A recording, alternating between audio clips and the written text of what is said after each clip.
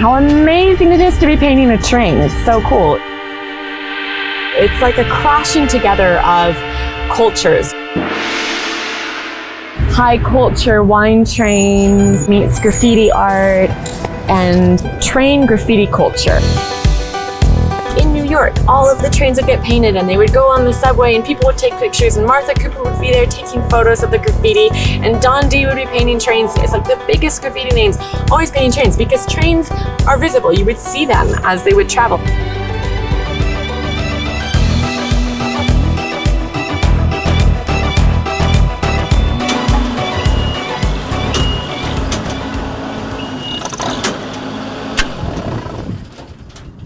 I was born and raised in Napa.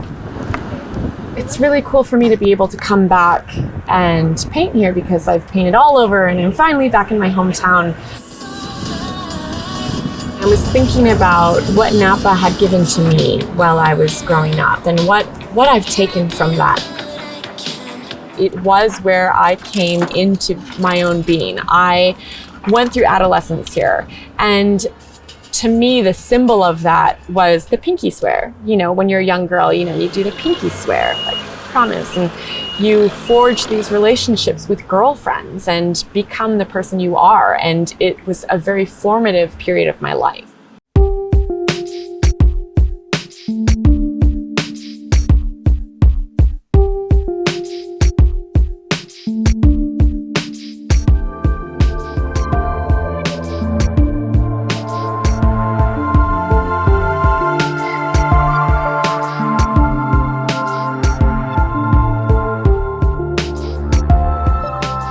It was very important to me to incorporate a Mexican influence. Coming from Napa, I think the multiculturalism is so important. For me, I feel like that's home. When I'm working, a lot of the time it's on buildings with windows or buildings with chimneys and cutouts and walls. It's always about problem solving. Yeah, so I came to see this train, the exact train car, because I wanted to make this sketch with as little detail as possible on the hardware parts and you know, have more of the detail on the flatter areas.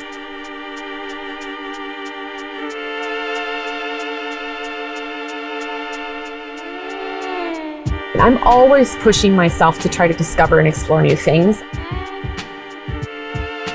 On this piece, I was trying to play with depth. Put me on the train, send me back my home. Couldn't live without you when I tried to roam. I love the very confrontational, like strong, looking at you, engaging pieces, but I do find that they tend to be a little bit flat.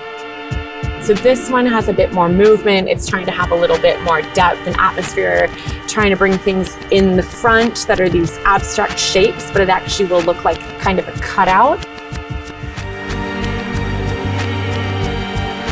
And this is really important for me to have the female presence.